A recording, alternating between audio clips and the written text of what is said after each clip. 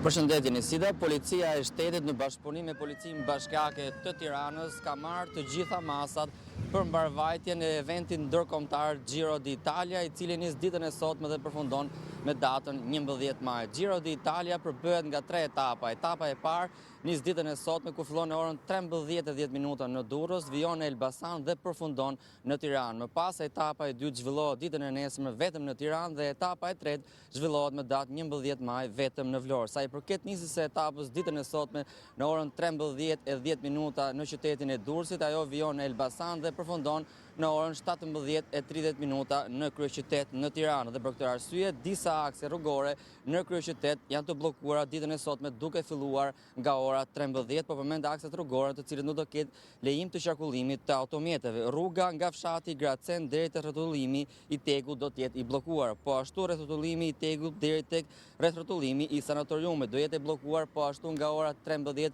rruga e Elbasanit, bulevardi Bajram Curri, rruga Ali Shefqeti, rruga Alajdin Frashëri, rruga Muhamet Deliu deri tek rrotullimi i Freskut, rruga Sotir Çaçi, rruga Xhanfize Keko, rruga Arkitekt Kasemi, rruga bulevardi Zhandark, bulevardi Dëshmorët e Kombit në brendësi të Ish-Gardës së Republikës do të jetë bllokuar, po ashtu rruga pas Pallatit të Kulturës dhe rruga Dëshmorët e 4 Shkurtit. Po ashtu ditën e nesërme Tirana do të jetë pothuajse e bllokuar e tëra, pasi etapa e dytë do të zhvillohet e gjitha në kryeqytet. Ditën e nesërme do të kenë ndalim qarkullimi dhe parkimi të automjeteve duke filluar nga ora 10 e paradites deri në orën 18 të pasdites. Segmentet rrugore të cilat do të jenë të bllokuara janë Sheshi Skënderbej, rruga Urani Pano, rruga Det Xholuli, rruga Ibrahim Rugova, rruga Dëshmorët e 4 Shkurtit, bulevardi Gjergj Fishta, rruga Muhamet Gjollesha, bulevardi Bajram Curri, rruga Ibrahim Rugova, rruga Lek Dukagjini, rruga Dervish Hima, rruga Elbasanit rrotullimi i Saukut, rruga Avdyl Frashëri,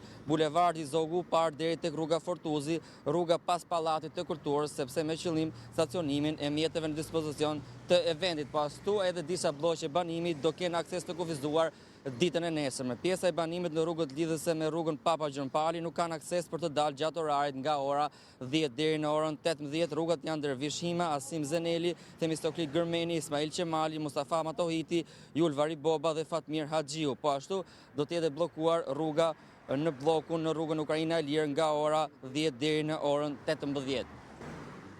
Igli, ndërkohë duat flasim pak tani për një tjetër ngjarje të rëndësishme, ku policia e shtetit ka publikuar një plan masash edhe për të siguruar mbarvajtjen e procesit zgjedhor të 11 majit për atë dielën. Çfarë përmban ky plan, sa efektiv do të angazhohen për mbarvajtjen e procesit zgjedhor?